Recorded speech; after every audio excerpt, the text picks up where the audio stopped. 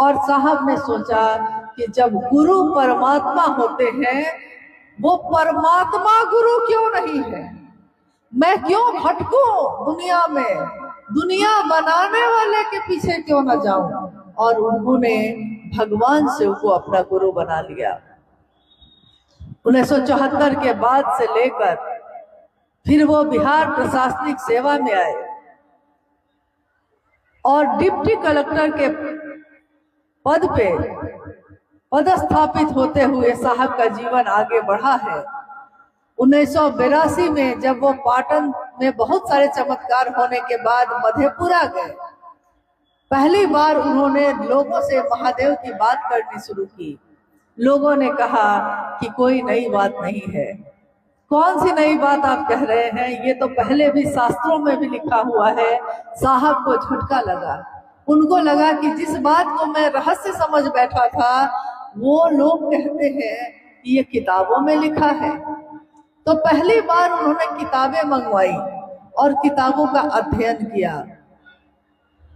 पुराणों का, वेदों का, उपनिषदों का, साहित्य का, तंत्र साधना का, तंत्र और साहित्य का, यानी सभी ग्रंथों का जब उन्होंने अध्ययन किया तो उन्होंने पाया कि ये बातें किताबों में लिखी हुई थी।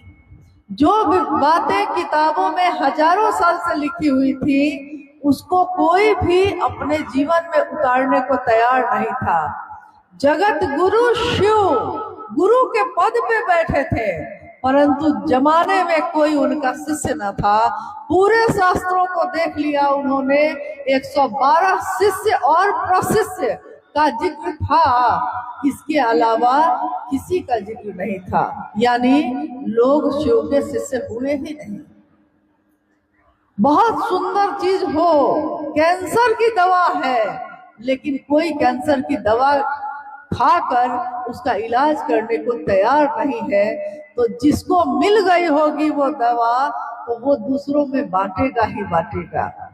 तो जिस समय साहब के जीवन में ये शिव गुरु की शिष्यता उतर गई, उन्होंने जो आध्यात्मिक आह्लाद, एक आनंद, एक खुशी उनके हृदय में आई, उसको उन्होंने लोगों के जीवन में बांटने का प्रण किया।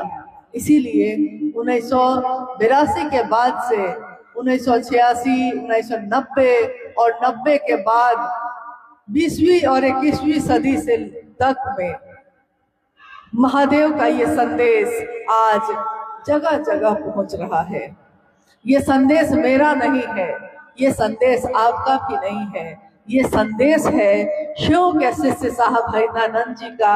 आइए भगवान शिव को अपना गुरु बनाइए, आइए। और ये कहकर उन्होंने जो उद्घोष किया था, आज आपने बार बार सुना है कि आओ चले शिव की ओर की पंक्ति साहब ने कही। आओ चले कहा, ये नहीं कहा कि जाओ, उन्होंने कहा आओ चले, यानी मेरे साथ चलो। तो मेरे साथ उस रास्ते पे चलो। कहा ये मानव का, इंसान का शिव की तरफ उन्मुख होने का उद्घोष है। ये उद्घोष नहीं, जय घोष नहीं, ये कोई नारा नहीं है, ये मानव का शिव की दिशा में चलने का, ऊर्ध्वमुखी होने का रास्ता है।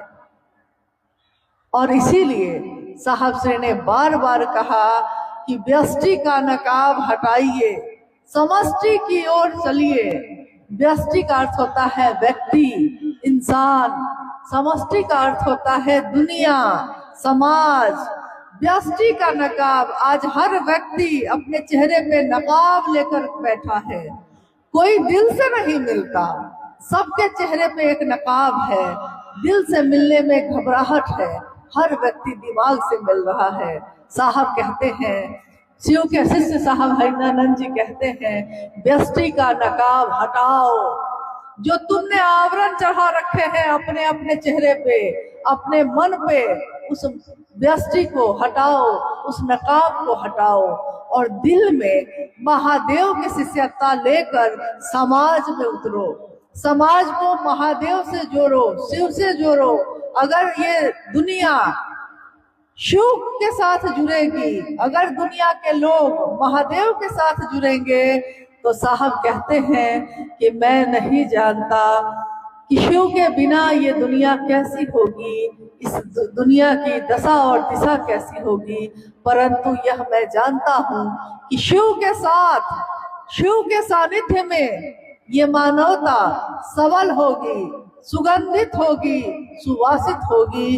अस्तु, आओ चले शिव की ओर।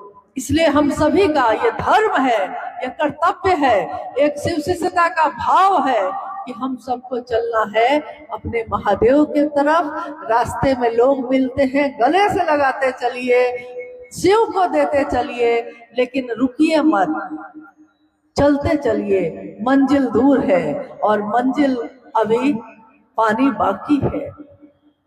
आज का ये शिव गुरु महोत्सव जो यहाँ के सभी गुरु भाई गुरु बहनों ने अथक परिश्रम के साथ आयोजित किया है, उसमें आप सब बैठे हैं, हम सब भी आए हैं। आइए हम लोग कुछ जिज्ञासाओं पे बात करते हैं, अगर जिज्ञासा आई होगी तो आई। जी जी जी।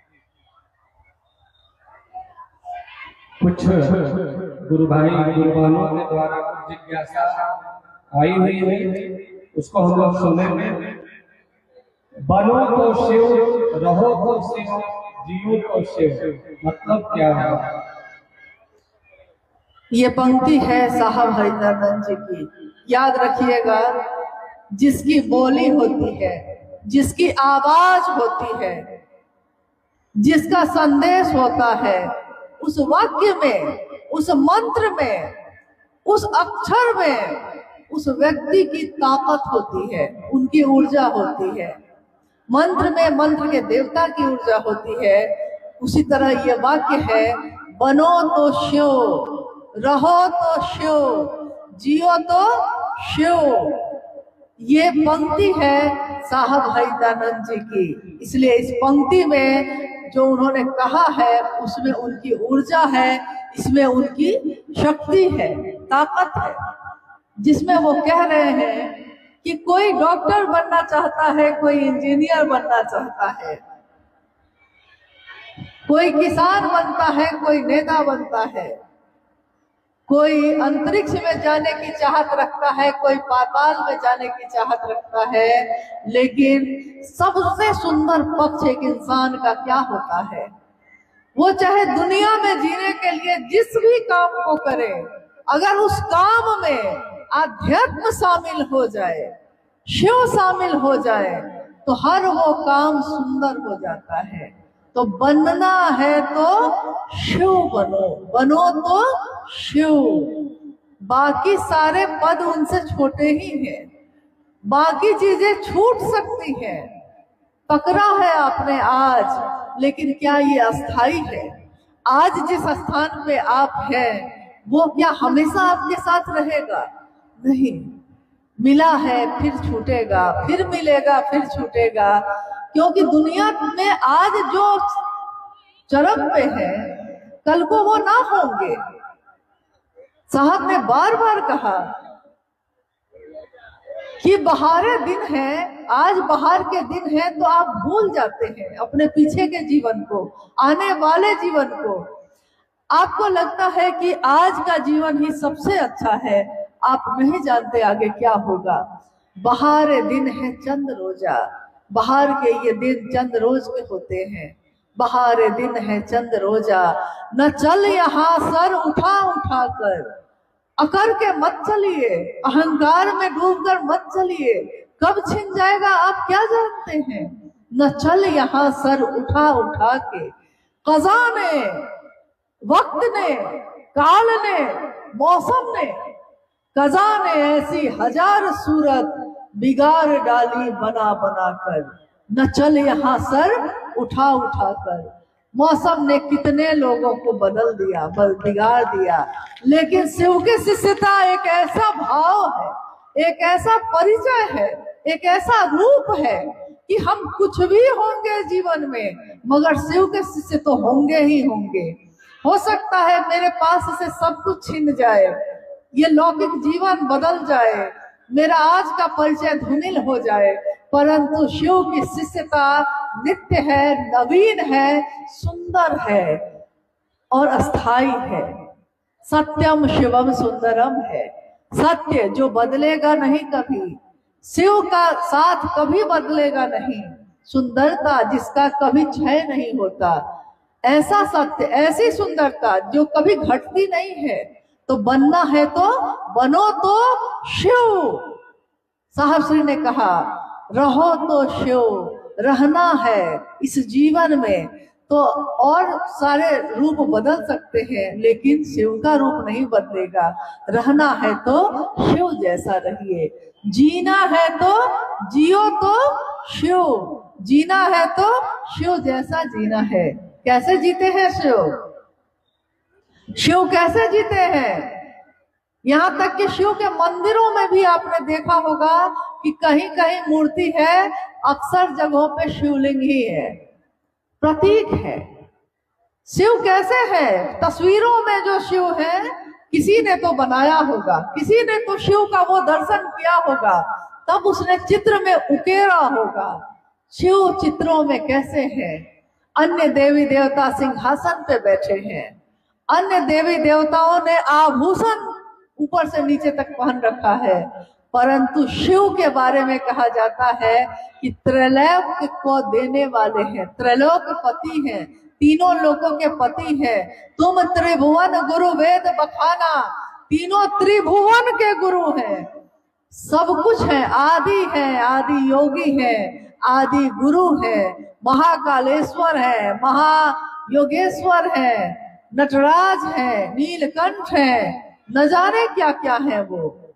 लेकिन वो महादेव जो सब कुछ है, चित्र में देखिएगा कि कैसे बैठा है, निहंगी,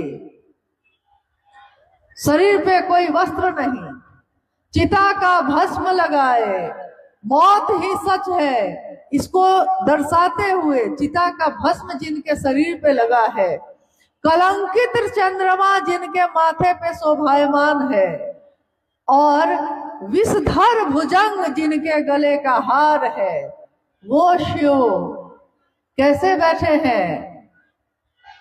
परम अवस्था है शांति की, शिव के साथ अतुलनीय शांति मिलती है।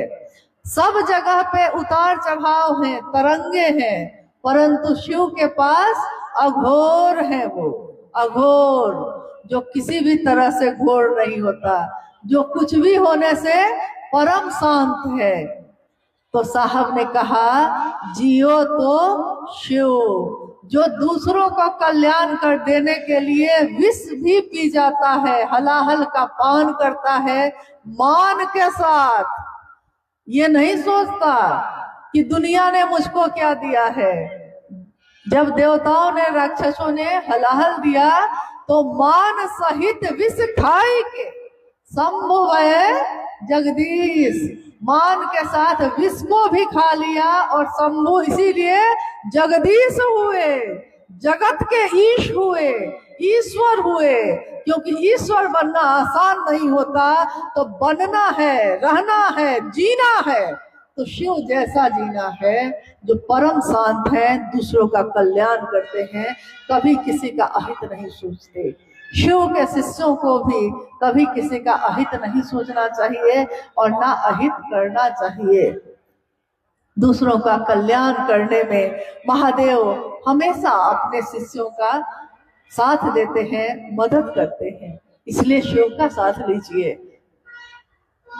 अगली जिज्ञासा है कि साहब कहा करते थे भीड़ का कोई गणित नहीं होता, आखिर इस पंक्ति का भाव क्या था?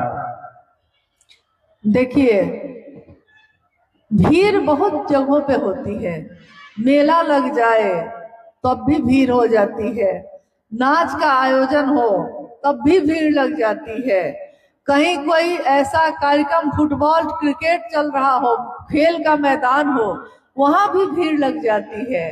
तो भीड़ का कोई गणित नहीं है, यानी भीड़ को देखकर आप ये नहीं कह सकते कि सारे लोग खेलने वाले होंगे, क्योंकि बहुत सारे लोग देखने वाले होंगे, तमाशा देखने आए हैं।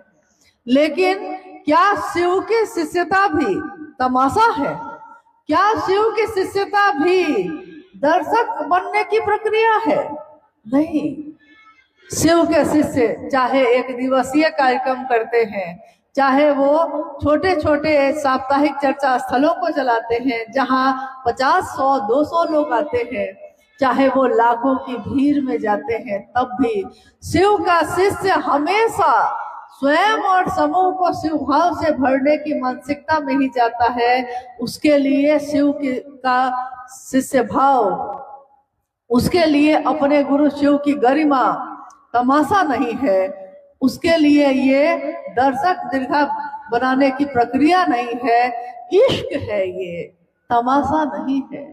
इश्क है, मोहब्बत है, प्रेम है, और प्रेम में दिया जाता है, प्रेम में लिया नहीं जाता। प्रेम जब हो जाता है तो पूरी दुनिया भी एक तरफ हो जाए, अकेला भी आदमी खड़े होके यही बोलता है, जिस तरह कभी मंसूर ने कहा था, जब उसने कहा कि खुदा है, खुदा है, और राजा ने कहा कि मैं ही खुदा हूँ।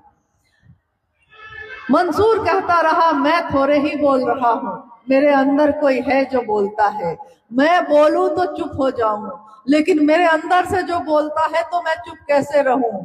तो राजा ने उसको सूली पे चढ़ाने की सजा दे दी थी। इश्क था वो, खुदा से, ईश्वर से प्रेम है। तब मंसूर ने सूली पे चढ़ के जो कहा था, वही बात साहब ने कितनी बार कहा कि चढ़ के सूली पे मंसूर बोला। सूली पे चढ़ गया वो, मीरा जहर का प्याला पी गई, लेकिन सूली पे चढ़ के उसने कहा कि इश्क है ये, तमाशा नहीं है। तमाशा थोड़े ही है कि बदल जाऊंगा।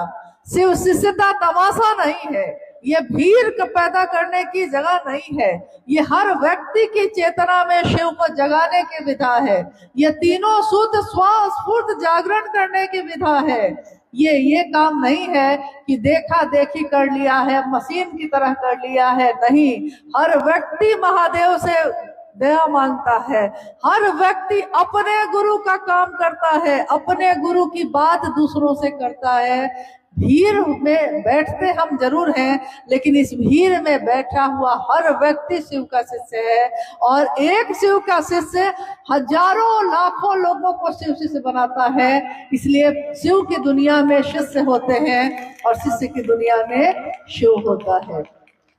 ये तमाशा नहीं है, ये भीड़ इकट्ठा करने की जगह नहीं है, ये प्रेम की जगह है। इसलिए आपने देखा होगा कि किसी किसी कार्यक्रम में, शिव गुरु महोत्सव में लाखों शिव के शिष्य इकट्ठे हो जाते हैं, लगाव है, चुंबक की तरह सारे लोग जुट जाते हैं, परंतु कब आते हैं, कब बैठते हैं और कब उठकर धीरे धीरे सब के सब चले जाते हैं।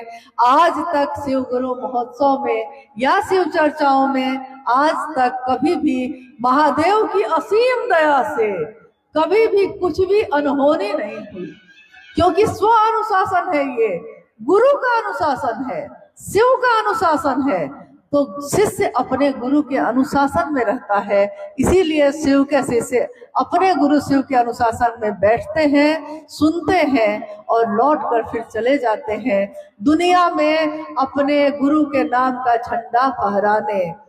झंडा एक ही होता है, याद रखिएगा।